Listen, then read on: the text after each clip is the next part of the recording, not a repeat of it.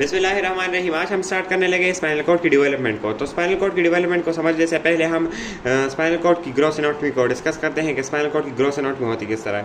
तो ये spinal cord की ग्रोथ एनाटॉमी की डायग्राम है। ये वेंट्रल होने, ये डोर्सल होने, सॉरी ये वेंट्रल होने और ये सेंट्रल कैनाल है, ये पोस्टीरियर मीडियन सल्कस है, ये posterior median posterior median sulcus है, एंटीरियर मीडियन फिशर है। अच्छा, अब हम इसकी पार्ट्स को लिखते हैं यहाँ पर एक एक करके और फिर उस एक एक की डेवलपमेंट को हम स्टडी करते हैं। तो स्पाइनल कॉर्ड की पार्ट्स हमारे साथ क्या होती है, उसमें हमारे साथ जिस तरह हमने पढ़ा यहाँ पर इसमें पहले सेंट्रल कैनाल आता है। दूसरा जो है यहाँ पर क्या होता है, ग्रे मैटर होता है, ग्रे मैटर होता है, वाइट मैटर होता है, वाइट मैटर होता है। फिर उसके बाद क्या होता है, वाइट मैटर के बाद हमारे साथ कुछ न्यूरॉन्स होती है, उसमें न्यूरॉन्स होते हैं। आपको पता है कि सीएनएस हमारे साथ कुछ बेसिकली किससे बना, तो न्यूरॉन से ही बना होता है। उसके बाद एक्सॉन्स होती है, एक्सॉन फाइबर्स, और जो कि हमारे साथ मेनली वाइट मैटर में रन करती है। और दूसरे उसके बाद जो हमारे साथ जो आखिरी नंबर पर आते हैं जो कि है सपोर्टिंग सेल्स, जो कि सीएनएस में होती है बेसिकली सपोर्टिंग सेल्स। अब इस एक एक को डिस्कस करते हैं कि ये किस तरह इसकी डेवलपमेंट होती है। तो स्पाइनल कॉर्ड की डेवलपमेंट को शुरू करते हैं। तो हमने पिछले पार्ट की वीडियो में बताया था मैंने आपको कि यह के जब न्यूरुलेशन होती है तो उसके बाद एक ट्यूब बनता है जिसको हम न्यूरल ट्यूब कहते हैं। न्यूरल ट्यूब के दो पार्ट होते हैं, एक अपर 2/3 होता है और एक लोअर 1/3 होता है। अपर 2/3 से ब्रेन बनता है, लोअर 1/3 से हमारे साथ क्या चीज़ बनते हैं, वो उससे स्पाइनल कॉर्ड बनता है, स्पाइनल कॉर्ड बनता है। अब सेंट्रल कैनाल की तरफ आते हैं वापस अपने टॉपिक की तरफ। तो सेंट्रल कैनाल बेसिकली हम इस न्यूरल ट्यूब को ही पढ़ेंगे, हाँ न्यूरल ट्यूब को ही पढ़ेंगे। तो न्यूरल ट्यूब इस तरह होती है ना, ये नोटोकॉर्ड होती है हमारे साथ, ये न्यूरल ट्यूब है। तो न्यूरल ट्यूब जो है ना, इसकी जो इनर लेयर की जो वॉल है इसकी थिकनिंग स्टार्ट हो जाती है और ये इनर की तरफ ये आना शुरू हो जाता है। तो इनर थिकनिंग, इस थिकनिंग की वजह से ये जो कैनाल अंदर बना हुआ है न्यूरल ट्यूब के अंदर, ये ग्रेजुअली स्मॉल होता जाता है और आखिर में ये बहुत छोटा हो जाता है। उसकी स्ट्रक्चर कुछ उस तरह हो जाती है, इसकी स्ट्रक्चर कुछ इस तरह हो जाती है, ये इस तरह हो जाता है। ये हमारे साथ क्या हो गया, ये हमारे साथ सेंट्रल कैनाल की सेंट्रल कैनाल बन गया। तो सेंट्रल कैनाल बेसिकली हमारे साथ किससे बनता है, ये प्रोलिफरेशन ऑफ द वॉल्स और due to the proliferation of the walls of the neural tube की वजह से बनता है। सेंट्रल कैनाल हमारे साथ हो गया। अब दूसरी की तरफ आते हैं कि हमारे साथ दूसरे स्ट्रक्चर किस तरह बनते हैं। तो हमने यहाँ पर पढ़ा कि यहाँ पर प्रोलिफरेशन होती है और ये थिकनिंग हो जाती है। तो ये थिकनिंग किस चीज़ की वजह, कौन से सेल्स होते हैं, कौन से लेयर्स होते हैं इसमें, जिसकी वजह से थिकनिंग होती है। तो इसको मैं यहाँ पर बड़ा करने लगा हूँ कि आप इजीली समझ जाए।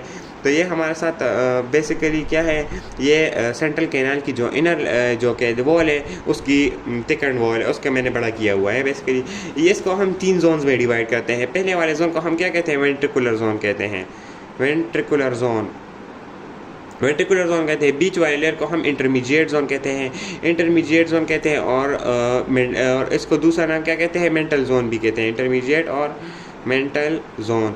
और आखिर वाले लेयर को हम क्या कहते हैं, आखिर वाले लेयर को हम मार्जिनल जोन कहते हैं, मार्जिनल जोन कहते हैं। अब इस एक लेयर में हमारे साथ सेल्स होती है। तो वेंट्रिकल जोन की तरफ आते हैं। वेंट्रिकल जोन में हमारे साथ सेल्स होती है यहाँ पर जो कि प्रोलिफरेट करती है और यहाँ पर 2 टाइप ऑफ सेल्स पाई जाती है। पहले वाले सेल्स को हम क्या कहते हैं, पहले वाले सेल्स को हम एक क्लस्टर ऑफ सेल्स को हम क्या कहते हैं, न्यूरोब्लास्ट कहते हैं, उसको हम न्यूरोब्लास्ट सेल्स कहते हैं। और दूसरे वाले ग्रुप ऑफ सेल्स को हम क्या कहते हैं, ग्लायोब्लास्ट सेल्स कहते हैं, ग्लायोब्लास्ट सेल्स।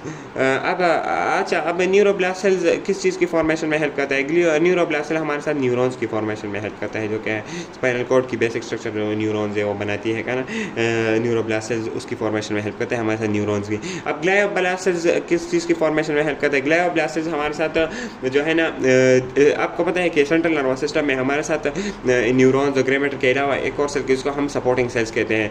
सपोर्टिंग सेल्स जो हमारे साथ है ना, वो ग्लायोब्लास्ट सेल से बनती है, सपोर्टिंग सेल्स। और सपोर्टिंग सेल जो है ना वो 2 टाइप की होती है। एक को हम क्या कहते हैं, एक को हम एस्ट्रोसाइट्स कहते हैं, एस्ट्रोसाइट्स। और दूसरे वाले ग्रुप ऑफ सेल्स को हम ओलिगोडेंड्रोसाइट्स कहते हैं, ओलिगोडेंड्रोसाइट्स। ये आप इसकी फंक्शंस और इसके क्या क्या फंक्शन है हमारे साथ सेंट्रल नर्वस सिस्टम, ये आप हिस्टोलॉजी में इसको पढ़ेंगे आप। डेंड्रोसाइट, ओके है हिस्टोलॉजी की बेसिक टॉपिक्स है ना। एस्ट्रोसाइट्स और ओलिगोडेंड्रोसाइट ये किससे बनते हैं? ये हमारे साथ सपोर्टिंग सेल्स है जो कि ग्लायोब्लास्ट सेल से बनते हैं। ये दो टाइप ऑफ सेल्स पाई जाती है वेंट्रिकुलर जोन में। अब न्यूरोब्लास्ट सेल्स और जो ग्लायोब्लास्ट सेल्स है ये इतनी प्रोलिफरेट कर जाती है कि आखिर में ये एग्जॉस्ट आउट हो जाती है। इनकी दोनों की सेल की एग्जॉशन के बाद ये एक दूसरी सेल्स बनाती है जो कि लास्ट सेल्स होती है, और उसके बाद ये डिवाइड नहीं होती। उस सेल्स को हम क्या नाम देते हैं? उन सेल्स को हम बेसिकली नाम देते हैं एपेंडाइमल सेल्स। एपेंडाइमल सेल्स जो कि हमारे साथ जो है ना सेंट्रल कैनाल की इनर वॉल को हमारे साथ लाइन करती है। सेंट्रल कैनाल की वॉल को क्या कहती है? लाइन करती है। सेंट्रल कैनाल की यहाँ पर इनर वॉल को हमारे साथ एपेंडाइमल सेल्स लाइन करती है। और ये किससे बनती है? यह हमारे साथ exhaustion of neuroblast cell and glioblast cell, basically ये हमारे साथ इसका एंड प्रोडक्ट है जो कि न्यूरोब्लास्ट सेल और ग्लायोब्लास्ट सेल से बनता है। अब दूसरे जोन की तरफ आते हैं, इंटरमीडिएट जोन और मेंटल जोन की तरफ। इंटरमीडिएट जोन और मेंटल जोन कैसे बनता है? हमारे साथ कुछ सेल्स होती है न्यूरोब्लास्ट सेल, बेसिकली वो यहाँ पर माइग्रेट हो जाती है। इनकी माइग्रेशन की वजह से एक और लेयर बन जाते हैं जिसको हम इंटरमीडिएट जोन कहते हैं और यहाँ मेंटल जोन कहते हैं। बस ये हमारे साथ इंटरमीडिएट जोन और मेंटल जोन की फॉर्मेशन भी हो गई। अब न्यूरोब्लास्ट सेल तो यहाँ पर बैठेंगे नहीं, वो प्रोलिफरेट हमेशा ही करेंगे। तो प्रोलिफरेट की वजह से ये हमारे साथ न्यूरॉन्स के बनाने में हेल्प करते हैं। तो ये एक्सॉन फाइबर्स बनाते हैं। एक्सॉन फाइबर्स जो है ना वो दूसरे जोन की तरफ पहुँच जाते हैं, वो दूसरे जोन में चला जाएगा, बल्कि सेल बॉडीज यहाँ पर रह जाती है और एक्सॉन दूसरे जोन में चला जाता है। ये एक्सॉन जो है ना ये तीसरे जोन के बनाने में हेल्प करती है, जिसको हम मार्जिनल जोन कहते हैं। अच्छा, ये एक्सॉन फाइबर जो है ना ये किस चीज़ के बनाने में हेल्प करते हैं? तो ये एक्सॉन फाइबर्स हमारे साथ वाइट मैटर के बनाने में हेल्प करते हैं। आपको बेसिकली पता होगा कि वाइट मैटर क्या होता है। White matter basically axon fibres ही होते हैं जो कि माइलिनेटेड होती है। तो अब यहाँ पर आते हैं कि हमने कौन सी चीज़ें डिस्कस कर ली है। हमने सेंट्रल कैनाल डिस्कस कर लिया, हमने वाइट मैटर डिस्कस कर लिया कि बेसिकली एक्सॉन फाइबर से बनते हैं, हमने न्यूरॉन डिस्कस किया जो कि न्यूरोब्लास्ट से बनता है, हमने एक्सॉन डिस्कस किया जो कि हमारे साथ बेसिकली वाइट मैटर के बनाने में हेल्प करते हैं और मार्जिनल जोन में पाए जाते हैं। और हमने सपोर्टिंग सेल्स भी डिस्कस कर लिया जो कि क्या होती है? दो type of cell, astrocyte and oligodendrocyte होती है जो कि ग्लायोब्लास्ट सेल से बनती है। अब आखिर में एक चीज़ रह गई जिसको हम ग्रे मैटर कहते हैं। ग्रे मैटर हमारे साथ किस चीज़ से बनता है तो उसका डिस्कस करते हैं कि यहाँ पर जब स्पाइनल कॉर्ड एम्ब्रियो के अंदर होता है, जो एम्ब्रियोनिक स्पाइनल कॉर्ड में बनाने लगा हो, कहते हैं एम्ब्रियोनिक स्पाइनल कॉर्ड को जिस तरह होता है कि ये हमारे साथ जो है ना स्पाइनल कॉर्ड है, ये वही सेंट्रल कैनाल है, लेकिन अभी तक ये बड़ा है, ये इसकी प्रोलिफरेशन हो रही है, लेकिन ये अभी तक छोटा नहीं हुआ है। और ये एपेंडाइमल सेल्स यहाँ पर होती है, यहाँ पर लाइनिंग होती है एपेंडाइमल सेल्स की, और जो है ना न्यूरोब्लास्ट और ग्लायोब्लास्ट सेल्स की बनती हैं। अब यहाँ पर क्लस्टर ऑफ ग्रे मैटर होती है, 4 बनती है यहाँ पर, 2 यहाँ पर होती हैं और 2 यहाँ पर होती है। इन क्लस्टर ऑफ एक्सॉन मैटर को हम क्या कहते हैं? इसको हम बेजल प्लेट कहते हैं और एलर प्लेट कहते हैं।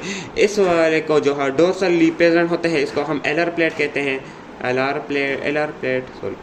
प्लेट कहते हैं, और जो वेंट्रली होते हैं इसको हम बेजल प्लेट कहते हैं, बेजल प्लेट कहते हैं। अब ये एलर प्लेट और बेजल प्लेट हमारे साथ कुछ स्ट्रक्चर्स फॉर्म करते हैं जिसको मैं डिस्कस करता हूँ अभी।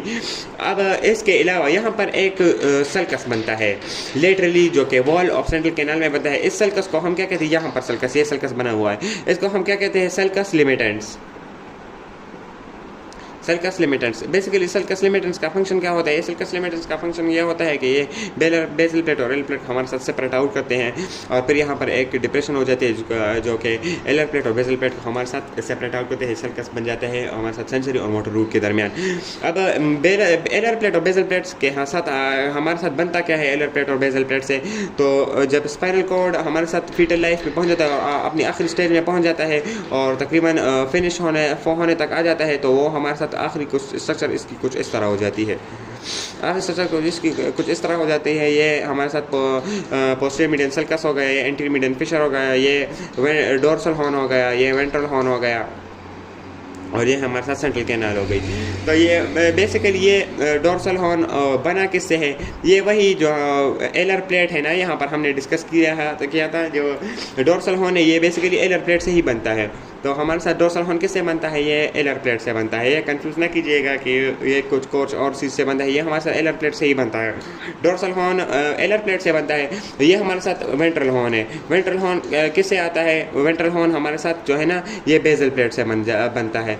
बेसिकली केम्यू के एग्जाम में एमसीक्यू आते हैं कि हमारे साथ एलर प्लेट की डिराइवेटिव्स क्या है और बेजल प्लेट की डिराइवेटिव्स क्या है। तो उन्होंने डोर्सल हॉर्न और वेंट्रल हॉर्न के अलावा एक और दूसरा भी लिखा होता है कि यह हमारे साथ सेंसरी हॉर्न है या मोटर हॉर्न है। तो एलर प्लेट जो हमारे साथ डोर्सल हॉर्न है वो सेंसरी होता है, जिसका सबको पता है basic structure of anatomy of spinal cord. और जो बेजल प्लेट है वो हमारे साथ मोटर होता है और उसको हम वेंट्रल हॉर्न भी कहते हैं। तो इस तरह हमारे साथ जो है ना स्पाइनल कॉर्ड की ग्रोस एनाटॉमी कंप्लीट हो गई और स्पाइनल कॉर्ड की डेवलपमेंट खत्म हो गई। अब इसकी स्पाइनल कॉर्ड में एक और कुछ चीज़ें रह गए हैं, जिसके मेनिंजेस हो गए, इसके डोर्सल रूट गैंग्लियन हो गया। ये हम इंशाल्लाह दूसरे पार्ट में कवर करेंगे। और थैंक यू।